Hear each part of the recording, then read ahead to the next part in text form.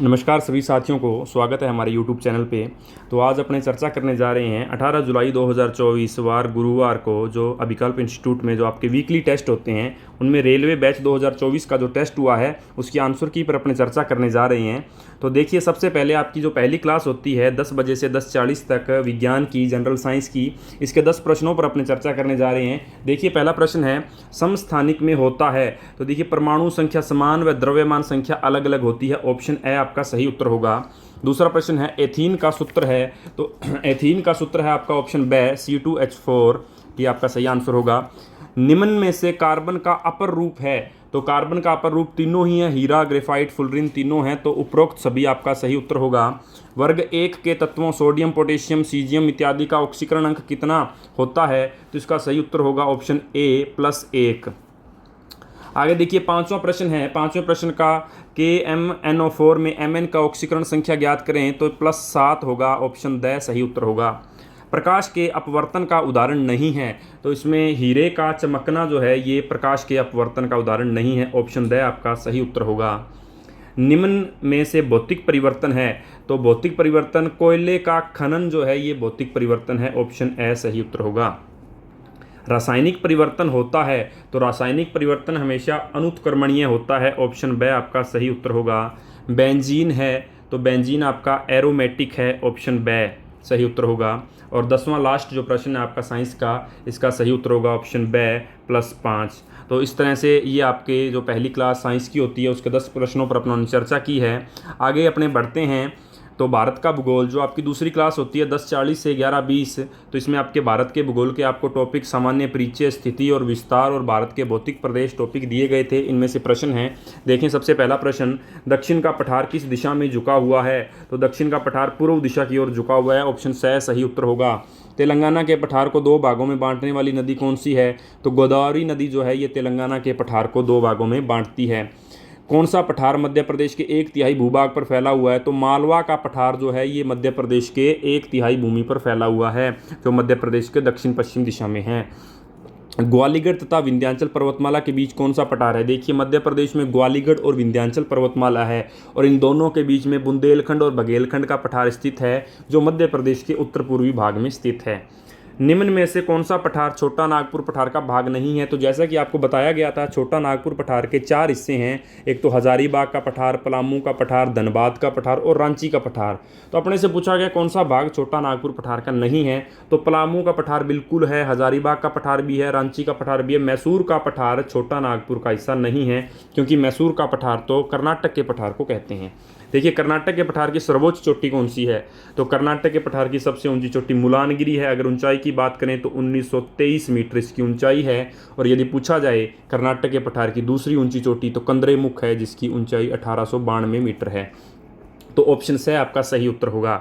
आगे देखिए, प्रायद्वीपीय पठार को मेघालय के पठार से अलग करता है। तो देखिए, मालदा दर्रा जो है ये प्रायद्वीपीय पठार को मेघालय के पठार से अलग करता है। अगला प्रश्न है भूड़ शब्द का तात्पर्य। देखिए, भूड़ जो है ये बांगर का एक रूप है, बांगर भूमि का। बांगर भूमि पर जो कंकरीली भूमि होती है उसे भूड़ कहते हैं, और बांगर भूमि पर जो नमकीन सफ़ेद नमकदार परत होती है इसको रेह या कलर कहते हैं। तो अपने से भूड़ पूछा गया तो भूड़ कंकरीली भूमि को कहा जाता है। तो ऑप्शन बी जो होगा ये आपका सही उत्तर होगा।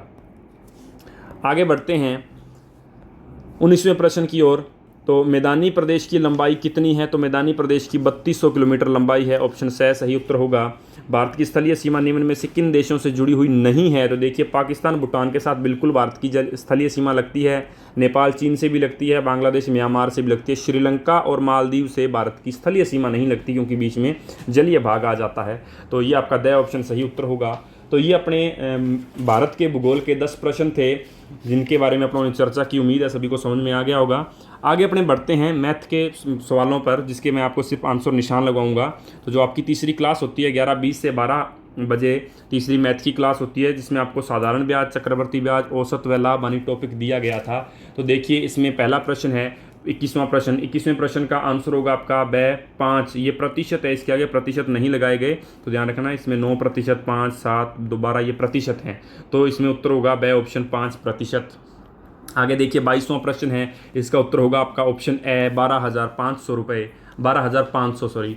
और उसके बाद देखिए 23वां प्रश्न है। 23वें प्रश्न का उत्तर होगा स ऑप्शन 3 वर्ष। 24वां प्रश्न है। 24वें प्रश्न का आंसर होगा स ऑप्शन 6620। और 25वां प्रश्न है। 25वें प्रश्न का उत्तर होगा आपका ऑप्शन ए 37.5। और 26वें प्रश्न का उत्तर होगा आपका ऑप्शन ए 120। 27वें प्रश्न का आंसर होगा आपका ऑप्शन ए 70।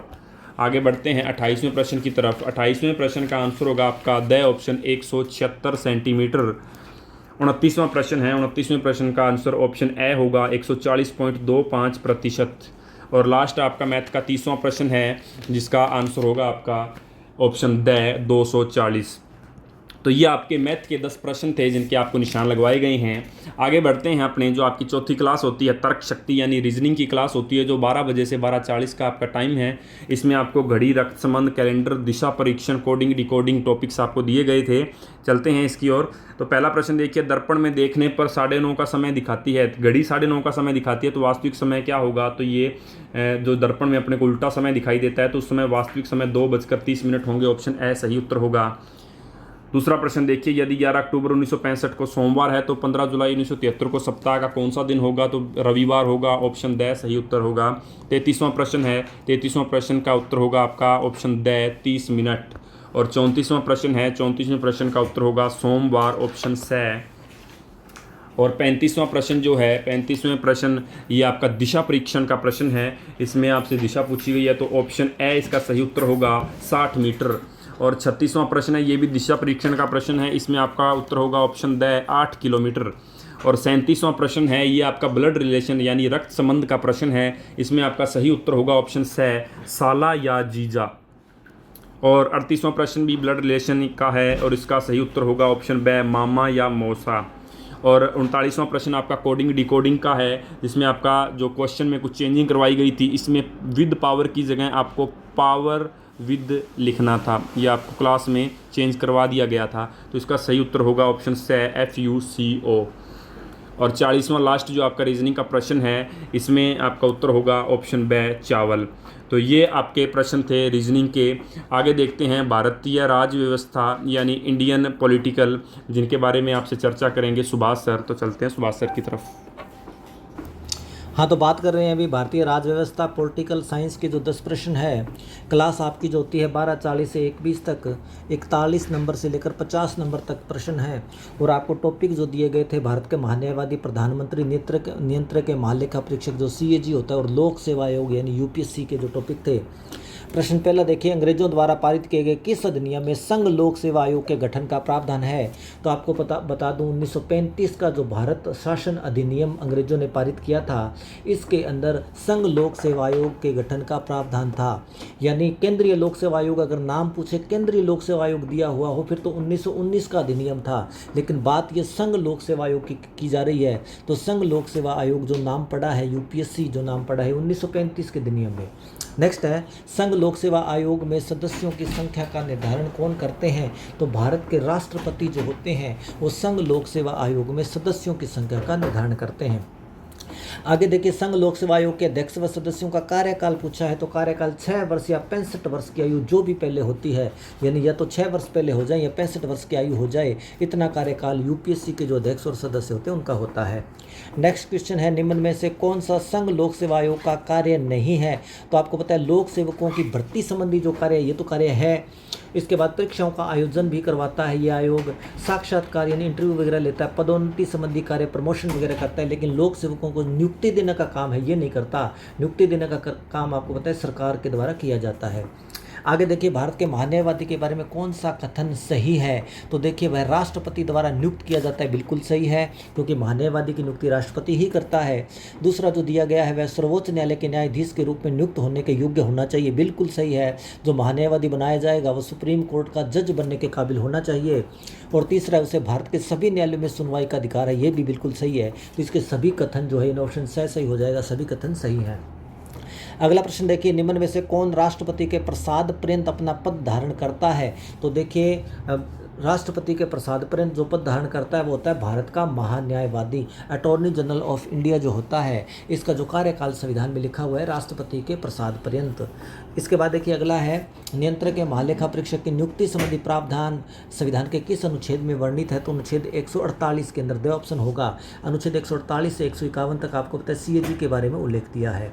इसके बाद देखिए नियंत्रक या महालेखा परीक्षक के वार्षिक प्रतिवेदन की समीक्षा कौन सी समिति करती है? आपको पता है जो CAG जो होता है नियंत्रक या महालेखा परीक्षक जो क्या करता है, सरकार के एक साल के खर्चों की जो रिपोर्ट तैयार करता है, भारत सरकार और राज्य की सरकारों के द्वारा एक साल में कितने रुपए खर्च किए जाते हैं उनकी एक वार्षिक रिपोर्ट बनाता है और उस रिपोर्ट की जांच करती है लोक लेखा समिति। लोक लेखा समिति में 22 सदस्य होते हैं, 15 लोकसभा से, 7 राज्यसभा से। तो ये जो 22 सदस्य की जो लोक लेखा समिति है ये नियंत्रक और महालेखा परीक्षक की रिपोर्ट की जांच करती है।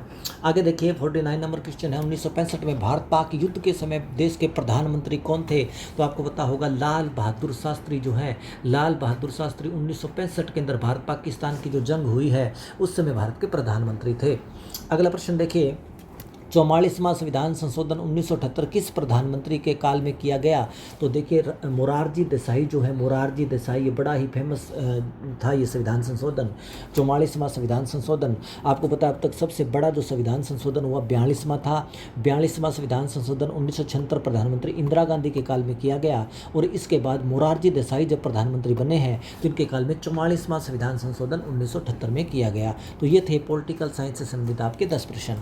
इसके बाद देखिए भारत की अर्थव्यवस्था से संबंधित जो प्रश्न है आपकी जो क्लास 1B से 2 बजे तक होती है और प्रश्न नंबर 51 से लेकर 60 तक जो है आपके 10 प्रश्न और आपको जो सिलेबस दिया गया था मौद्रिक नीति, राजकोषीय नीति, GST, बजट, राष्ट्रीय आय, भारत में नियोजन और पंचवर्षीय योजनाओं के बारे में ये सारे टॉपिक थे। तो इसके 10 प्रश्न पर डिस्कस करते हैं। तो देखिए पहला जो प्रश्न है, पहले प्रश्न का जो उत्तर होगा वो होगा आपका A ऑप्शन और दूसरा जो प्रश्न यानी 52 नंबर जो क्वेश्चन है इसका जो उत्तर होगा वो होगा D ऑप्शन। और इसके बाद देखिए किस सन में राष्ट्रीय प्रतिदृश्य सर्वेक्षण संगठन की स्थापना की गई है? तो ये उत्तर होगा 1971 में की गई है। नेक्स्ट देखिए भारत में एक राष्ट्र एक कर प्रणाली लागू करने के उद्देश्य से कब अप्रत्यक्ष कर के रूप में वस्तु एवं सेवा कर प्रारंभ किया गया है? तो 1 जुलाई 2017 से यानी GST जो है ये लागू की गई है। इसके बाद देखिए GST के लिए संविधान में कौन सा संशोधन किया गया? तो आपको पता होगा 101वां जो संविधान संशोधन हुआ है GST के लिए 101वां संविधान संशोधन किया गया।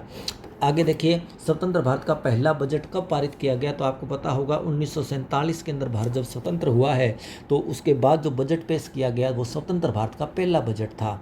इसके बाद देखिए अगला प्रश्न है भारत में आर्थिक सर्वेक्षण को भारत में पहली बार केंद्रीय बजट के एक भाग के रूप में किस वर्ष पेश किया गया था? तो 1950-51 में पेश किया गया था। नेक्स्ट है निम्न में से प्राथमिक क्षेत्र से संबंधित हैं? तो प्राथमिक क्षेत्र से संबंधित खनन है, आपको पता होगा कृषि है, पशुपालन है, खनन है, ये सारे प्राथमिक सेक्टर में आते हैं। और जो उद्योग है ये आपका द्वितीयक क्षेत्र में और सेवा और परिवहन ये तृतीयक क्षेत्र में आते हैं। नेक्स्ट है रेपो रेट बढ़ने पर मुद्रास्फीति। तो देखिए जब भी रेपो रेट बढ़ती है तो मुद्रास्फीति हमेशा घटती है। अब देखिए कब रेल बजट को केंद्रीय बजट में शामिल किया गया है? तो 1917-18 के अंदर वर्तमान जो सरकार है जो नरेंद्र मोदी सरकार है और पिछला जो कार्यकाल था उसमें इन्होंने रेल बजट को केंद्रीय बजट में शामिल कर दिया। यानी पहले अलग अलग बजट पेश किया जाता था, रेल बजट अलग होता था और आम बजट अलग होता था। तो देखिए ये थे आपके अर्थव्यवस्था से संबंधित 10 प्रश्न। तो देखिए आगे जो आपके प्रश्न हैं स्टैटिक्स जीके से संबंधित 10 प्रश्न। पहला प्रश्न है हेली धूमकेतु का आवर्तकाल कितना होता है? तो 76 वर्ष होता है, यानी 6 ऑप्शन सही उत्तर होगा। नेक्स्ट है सूर्य के धरातल का तापमान लगभग कितना होता है? तो 6000 डिग्री सेल्सियस होता है सूर्य के धरातल का तापमान। नेक्स्ट है सूर्य का एक चक्कर लगाने में बुध ग्रह को कितना समय लगता है? तो 88 दिन लगते हैं। और पृथ्वी सूर्य से सबसे अधिक दूरी पर कब होती है? तो 4 जुलाई वो दिन होता है जब पृथ्वी सूर्य से सबसे अधिक दूरी पर होती है। द्वितीय गोलमेज सम्मेलन, देखिए यहाँ पर आंदोलन लिखा हुआ है, ये सम्मेलन है। द्वितीय गोलमेज सम्मेलन का आयोजन कब हुआ था? तो आपको पता है 7 सितंबर 1931 को ब्रिटेन की राजधानी लंदन के अंदर 3 गोलमेज सम्मेलन, भारत के संवैधानिक विकास से संबंधित ये 3 गोलमेज सम्मेलन है। और जिसमें 1930 में पहला, 1931 में दूसरा, 1932 में तीसरा गोलमेज सम्मेलन हुआ था। नेक्स्ट है पाकिस्तान की मांग कब रखी गई थी? तो देखिए 24 मार्च 1940 को पाकिस्तान की पहली बार मांग रखी गई और चौधरी रहमत अली जो कि मुस्लिम लीग के बहुत बड़े नेता थे और चौधरी रहमत अली की देन है ये, पाकिस्तान जो शब्द है ये गढ़ा था चौधरी रहमत अली ने।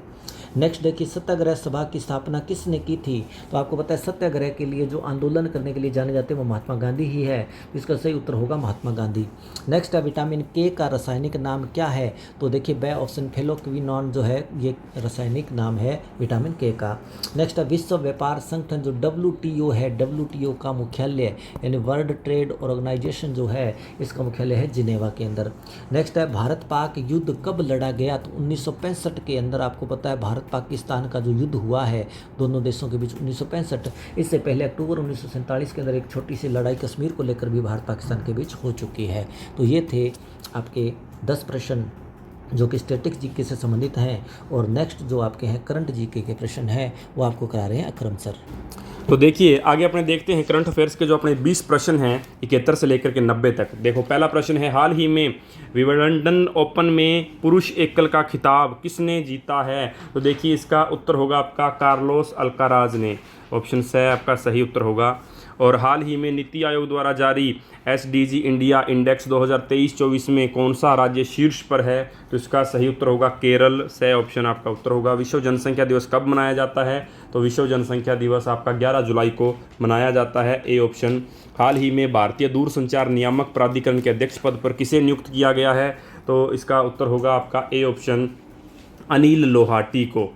हाल ही में मुख्यमंत्री निजुत मोइना योजना किस राज्य ने प्रारंभ की है? तो इसका सही उत्तर होगा असम राज्य ने प्रारंभ की है। Option B. हाल ही में PM मोदी को किस देश के सर्वोच्च नागरिक सम्मान से सम्मानित किया गया है? तो इसका उत्तर होगा रूस। हाल ही में प्रधानमंत्री नरेंद्र मोदी रूस के दौरे पर गए थे, तब उन्हें रूस के सर्वोच्च नागरिक सम्मान से सम्मानित किया गया है। तो सी ऑप्शन सही उत्तर होगा। हाल ही में भारतीय पुरुष क्रिकेट टीम का नया मुख्य कोच किसे नियुक्त किया गया है? तो हाल ही में गौतम गंभीर को भारतीय क्रिकेट टीम का मुख्य कोच नियुक्त किया गया है, और इससे पहले जो राहुल द्रविड़ जो थे वो भारतीय टीम के मुख्य कोच थे। और हाल ही में चर्चा में रहा वीरांगना दुर्गावती टाइगर रिजर्व किस राज्य में है? तो ये आपका मध्य प्रदेश राज्य के अंदर है। Option the. हाल ही में वैश्विक बौद्धिक संपदा संगठन के अनुसार जनरेटिव AI पेटेंट दायर करने वाला दुनिया का शीर्ष देश कौन सा है? तो 79 नंबर प्रश्न का उत्तर होगा आपका चीन। से ऑप्शन। हाल ही में T20 विश्व कप 2024 का खिताब किस देश ने जीता है? तो जैसा कि आपको पता होगा हाल ही में भारत ने जो T20 विश्व कप 2024 का खिताब जीता है, और भारत ने साउथ अफ्रीका को हराकर ये खिताब अपने नाम किया है। हाल ही में डिक स्कॉफ किस देश के नए प्रधानमंत्री बने हैं? तो ये नीदरलैंड के नए प्रधानमंत्री बने हैं। Option B. विश्व पर्यावरण दिवस हर साल कब मनाया जाता है? तो ये विश्व पर्यावरण दिवस 5 जून को मनाया जाता है। B option. देश की सबसे बड़ी वैदिक घड़ी का शुभारंभ कहाँ हुआ था? तो उज्जैन के अंदर हुआ था। से ऑप्शन। हाल ही में कोलंबो सुरक्षा सम्मेलन में किसको 5वें सदस्य के रूप में शामिल किया गया है? तो ये बांग्लादेश को शामिल किया गया है। The option. हाल ही में अंतर्राष्ट्रीय समुद्री संगठन परिषद का कौन सा सत्र लंदन में आयोजित हुआ था? तो ये आपका जो 132वां है। उत्तर आंसर आपका होगा बे ऑप्शन, 132वां। वर्तमान विश्व की सर्वाधिक जनसंख्या वाला देश कौन सा है? तो वर्तमान में सबसे ज़्यादा जनसंख्या भारत की है। इससे पहले चीन 1 नंबर पर था जनसंख्या में, लेकिन वर्तमान में सर्वाधिक जनसंख्या भारत की है। तो ए ऑप्शन भारत सही उत्तर होगा। चंद्रयान 3 चांद के जिस बिंदु पर उतरा है उस बिंदु को कौन सा बिंदु कहा जाता है? तो उसको शिव शक्ति पॉइंट कहा गया है, जहाँ चंद्रयान 3 की लैंडिंग हुई है। ऑप्शन ए आपका शिव शक्ति पॉइंट सही उत्तर होगा। हाल ही में पहला वैज्ञानिक डीप ड्रिलिंग मिशन कहाँ शुरू किया जाएगा? तो इसका उत्तर होगा महाराष्ट्र राज्य के अंदर। B option. किस राज्य में भारत का पहला प्रकाश स्तंभ उत्सव मनाया गया? तो ये गोवा के अंदर मनाया गया। The option. फ्रांस के सबसे युवा व पहले समलैंगिक प्रधानमंत्री कौन बने हैं? तो हाल ही में ये ग्रेबियन एटल हैं, ये फ्रांस के सबसे युवा और समलैंगिक प्रधानमंत्री हैं। तो इस तरह ये अपने जो करंट अफेयर्स के 20 प्रश्न थे, इसी के साथ जो आज 18 जुलाई 2024 को अभिकल्प इंस्टीट्यूट में जो पेपर हुआ था आपका रेलवे का, उस रेलवे के आंसर की पर अपनों ने चर्चा की है।